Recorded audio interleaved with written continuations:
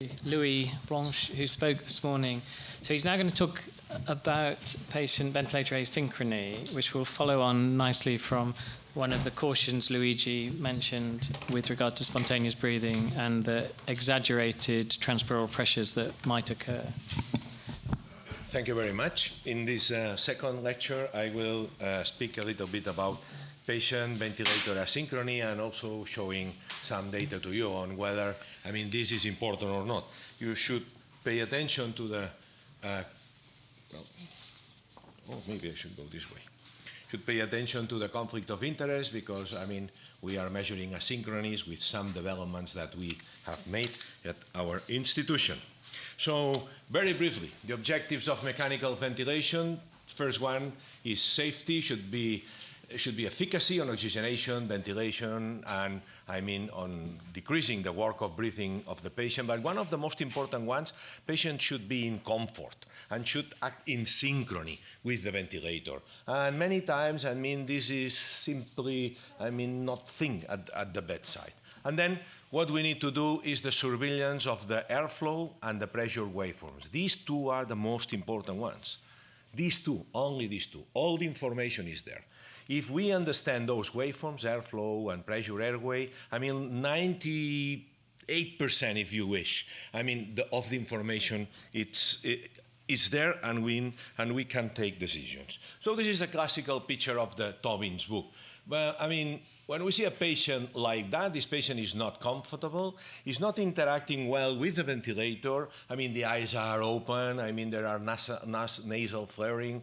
This patient is wet, as you will see. There is tachypnea, acidosis. He's doing abdominal paradox. And a lot of other things that we don't want to observe. When that happens, and this is severe patient, ventilator poor interaction, always we go there.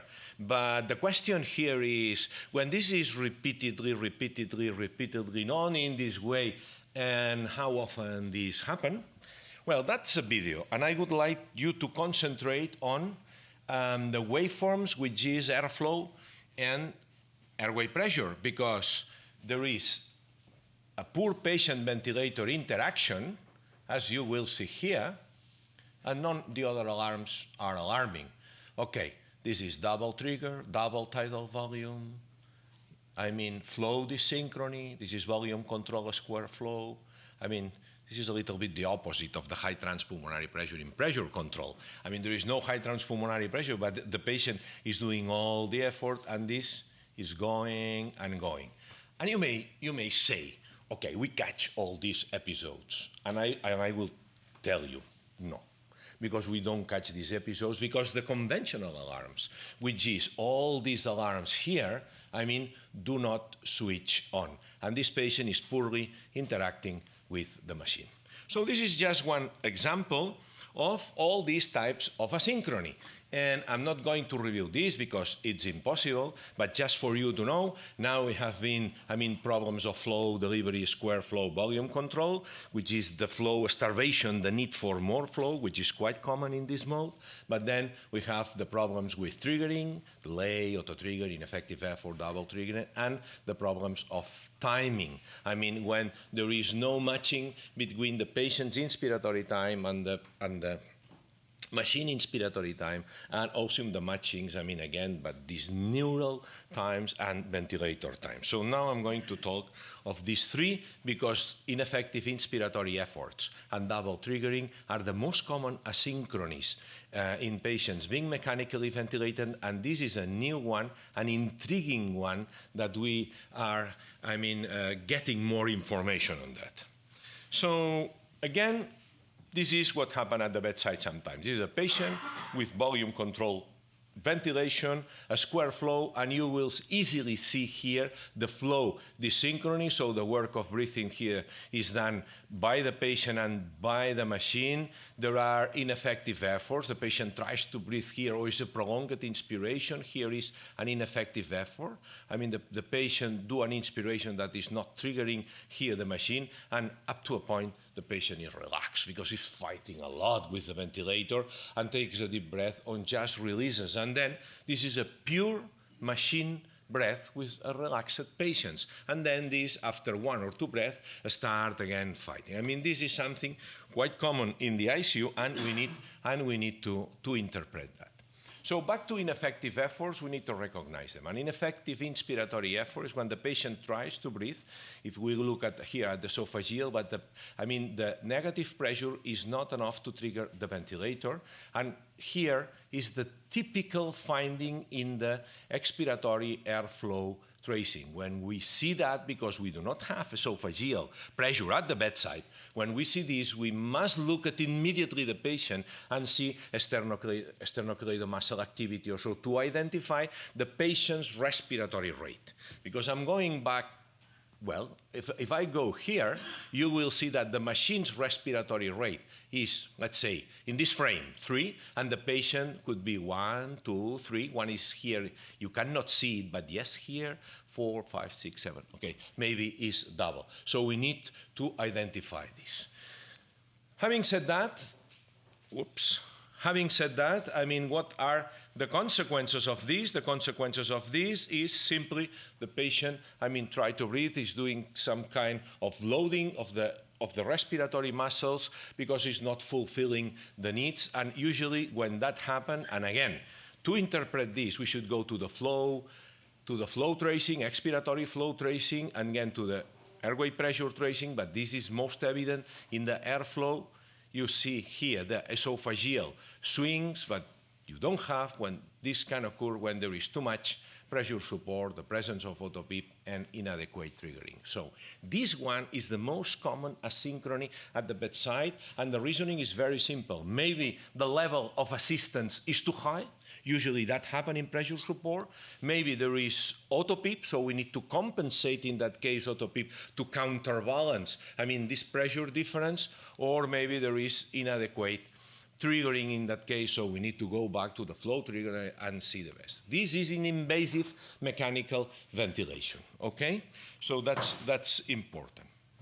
So all papers told us that the level of assistance is important. So in this series of 36 patients, this is an old paper from Vitaka, I mean, ineffective efforts went down when the level of assistance, here are the combination of pressure support and PEEP, also, I mean, went down. I mean, being perhaps at this level of pressure support and PEEP, the level where perhaps the patient were more comfortable.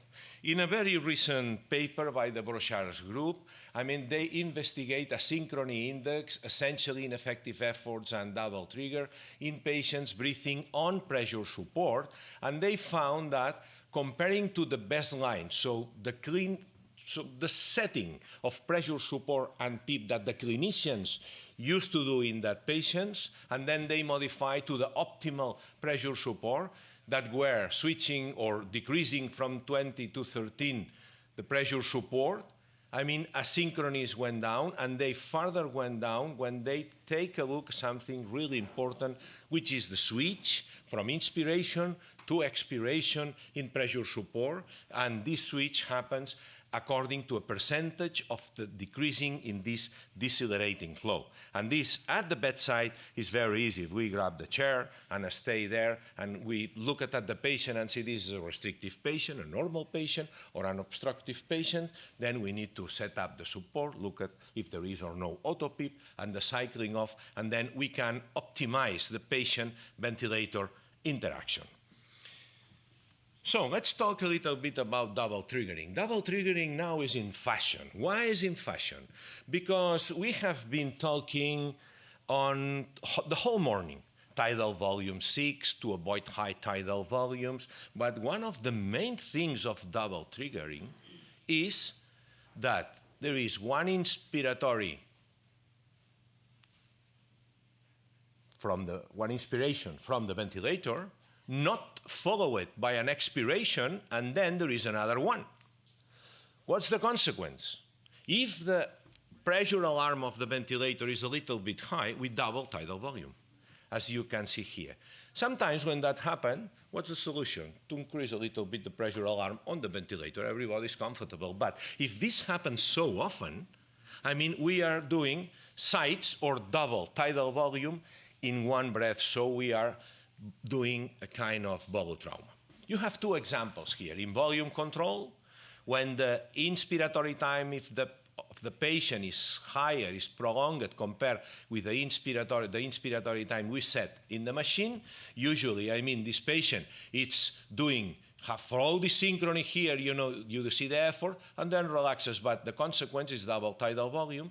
And in pressure control, it's not the same, because here we are regulating pressure. That's the way we regulate pressure, so the increase in tidal volume or in pressure is not so high, but still a little bit could be. And then, I mean, here can be also, I mean, seen this phenomena in the inspiratory flow tracings. And this is very nice because there have been papers now in the literature. I mean, to really describe this phenomena, I draw here, I mean, this is a real draw from a patient, flow, which is in blue, pressure, which is in red, and the electrical activity of the diaphragm using an AVA catheter. And you will see here that there is a starting of the respiratory center here, and inspiration is really prolonged compared the inspiratory time of the ventilator. As a consequence, there is a double breath, and the patient relaxes here. I mean, also, there is here some flow Dissynchrony in this patient, okay? So this is particularly important because this phenomena may happen and happen. When we try to ventilate patients with a very low tidal volume and we want a higher flow. And what's the consequence? We are shortening inspiratory times. So there is a paper in critical care that explore the consequences of double triggering and the hypothesis that if double triggering is quite often in patients with RADS, it can increase, tidal volume as we have demonstrated. So in these 30 patients, they call also this breath stacking. They did no intervention. They said that increasing sedation may be positive for the patients or, switching the ventilation to a pressure support. Interestingly, sedation had no effect in decreasing double triggering. So this is one of the big myths. If we use sedation, we believe that the patient interacts well, but probably we don't see that the patient is still interacting wrong, but the patient seems more calm, but is still doing lots of asynchronies. And then they change, in that case, to a pressure support. They use pressure support, and asynchronies decrease. Why that? Look at that. Here, the switching from assist control to pressure support is quite clear. All are breath stacking, double tidal volume. So tidal volume is not 6. Here is the machine saturates and don't tell you the tidal volume. Simply is a reset, automatic reset of the machine. But the tidal volume here is double. When they switch to pressure support, immediately, each one was followed, by one breath. So coming from 800, tidal volume was 550. So patients were more accommodated. The explanation of that is in the physiology. Here you have the diaphragm electrical activity at 2 levels of pressure support. Here is low pressure support and high pressure support. And what they found is that the period of decreasing activation of the diaphragm, was shorter than the assistance given by the pressure support. So doing that in these patients, the pressure support continues. There is a much better matching between the patient's inspiratory time, in that case, the decay in the flow, and the last, in minutes, lasting the pressure support. As a consequence, double trigger disappear. Let's now see the other approach that they did. Also in some patients, what they did is let's to prolong inspiratory time. And what they did was prolong inspiratory time from 0.4 to 1 second, increasing the pause in the ventilator. And then the authors were quite happy because breath stacking disappeared. But take a look here. Do you see in this graph, which is not really good, something different? 1 second, 2 seconds, okay. The difference is this. Automatically, this appears here. If I amplify this, immediately increasing the inspiratory time of the machine, ineffective efforts appear. So the respiratory center react, increasing the respiratory rate. And this can clearly seen here, you see, and also here. When assistance is relatively high and mechanical inflation enters well into the patient's neural expiration, there is an immediate reaction of the respiratory center, increasing the respiratory rate. So anything we do, to counteract poor patient-ventilator interaction, we need to stay there, at least 1 or 2 minutes or 5 minutes and see how these patients react. The consequences.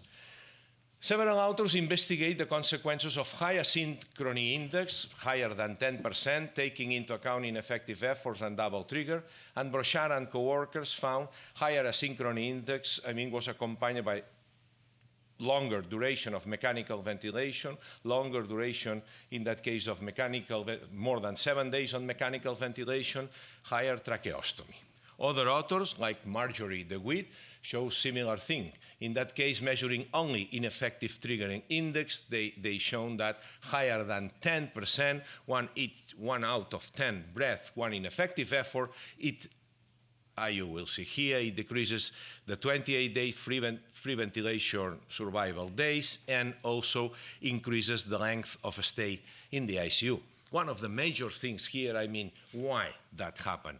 Because per se asynchronies are poor, or because asynchronies, occur in the most severe patients. Still, there is no answer on that. So we were really worried by that, and we play a little bit with computers. So we created a platform that can take all waveforms from any ventilator, and we create an algorithm that, based on this expiratory flow variation, can identify ineffective efforts during expiration. So this algorithm identifies with a high specificity and a low sensitivity. In other words, there are no false positives, but we lose maybe 1 out of 4 ineffective efforts during expiration. But we thought that that was okay in this type of alarms. And this is a paper that just appeared now in the intensive care. Doing this middleware platform, we did this prospective non-interventional observational study in 50 patients. We analyzed more than 7,000 hours, more than 8 million of breaths, which account for 82% of the total time each patient received mechanical ventilation.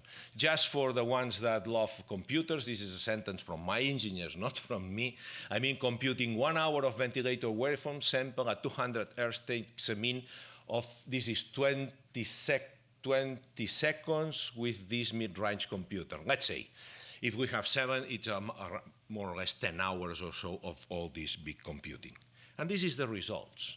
This is the asynchrony index. The asynchrony index. Each circle here is 1 hour, and asynchronies happen right away from the beginning a patient is intubated, and last 1 day, 2 days, 3 days, last all the time the patient receives mechanical ventilation. What you see here is the mean hours, we can record. And as you will see, this is the majority of hours, and asynchronous is a quite common and frequent phenomenon. Happen in all modes. This is the asynchrony index in pressure control, pressure support, volume control, as you will see here, or a little bit more you will see in pressure support, but in all modes. There are no difference, pressure control, volume control. Which type of asynchronies? Effective efforts, double triggering, short cycling, and prolonged cycling. And here you see, ineffective effort. This is the whole asynchronous, and the most frequent ineffective efforts that accounts for more than 80%, and you will see which is more or less the same. And now 4 examples, 4 representative patients. So the patient who does asynchronous do that like this, always the same, or goes like that, or more at the beginning or at the end, heterogeneous. This is very, very heterogeneous. If this patient did that here maybe in the 3rd or the 4th day, this patient was okay during the whole stay. This is from hour 0 to hour 120. This patient in these are almost 5-6 days asynchronous always, and in these patients at the beginning, and then was more or less okay. So this phenomena occurs always. When we look at some outcome measurements, length of stay in patients with higher than 10% asynchronies was higher, length of mechanical ventilation was higher, and ICU mortality and hospital mortality. But the study is not powered in that case, to describe that phenomena. But probably this is an important aspect that we need to take care in our ICU. So, a new asynchrony. So in CHEST last year, this was published, is reverse triggering. None of us even thought that this type of asynchrony can exist in our patients. So Laurent Brochard, group Laurent Brochard, published a number of patients that patients' inspiration start in the middle of the machine inspiration, as you will see here. This is a non-patient trigger breath, you will see here. Patient is not triggering, and in the middle of the inspiration is triggering. So when the lung has volume, the patient is contracting the muscles, probably causing muscle injury. And this phenomena was very well described in this paper in CHEST. What are the responsibles? The interaction between the brain, in that case, and the C receptors in the alveoli, maybe through the vagus. Still, there is some debate on that. And I'll show you the physiology. The physiology is like that. These are real patients. Again, this is EDI, electrical activity of the diaphragm in patient in pressure control. Is not triggering. The patient is not triggering, is machine trigger, and in the middle of the inspiration, there is this effort. There is the activity of the respiratory. This is reverse triggering, in that case, in pressure control, and it may cause injury, and this is the same in volume control. Look at that. No patient effort at all, and at the end of the inspiration, when the lung has the full tidal volume inside, there is this huge effort done by the patient. What's the consequences? This is not the usual peak expiratory flow, and we need to catch that without EDI and esophageal at the bedside. But this is easy, and I'll show you. Again, this is a video of patients, early severe RADS, low level of consciousness, pressure control, and what's that? No patient triggering, disappears, no patient triggering. You see, and then this is entrainment. So the system entrains and is repeating and repeating and repeating and repeating. And how often that happens in the ICU? I can tell you that this can happen very often. So this is not only double triggering with double tidal volume, it's also some muscle injury because it tries to contract the muscle when there is huge increase in the lung volume because it's at the end of inspiration. So this is another example because 2 minutes, I'm finishing. This is another example because people say, well, this is because the patients are sedated. But this is an example on a patient who has normal gas exchange, and you will see is good level of consciousness, but is on midazolam and morphine. And again, machine trigger, it's not triggering the ventilator, this patient, but in the middle of here is doing reverse triggering, and this patient is unconscious. So again, maybe we need to take care of this. So asynchronies and sedation, all hours, all levels of sedation, all levels, there are asynchronies, and in machine trigger breath, there are also asynchronies at all levels of sedation. This is work in progress, and now we are analyzing the full database. My last slides deal with sedation and comfort. Okay, when these authors set up the best Bitaka and coworkers, the combination of pressure support and PEEP, patients said that they were very comfortable.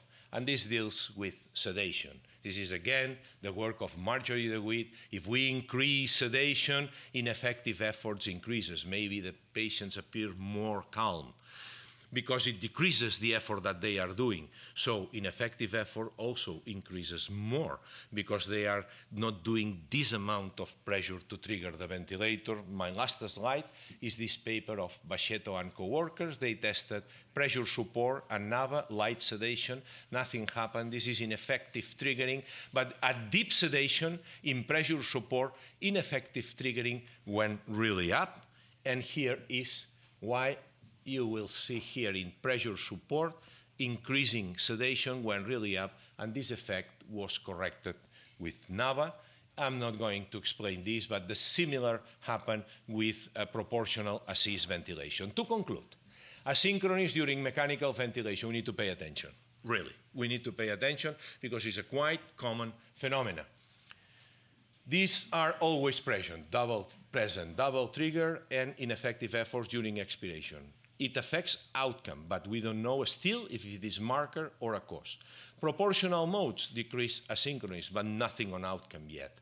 Comfort and sleep still work to do. And the treatment is this: always take care the patient as a patient, not take care of the asynchronous. Care the patient as a whole, as the patient. So this is our mission of the profession. I would like to thank my team, that without them I couldn't do all these studies that we are doing together. Thank you very much.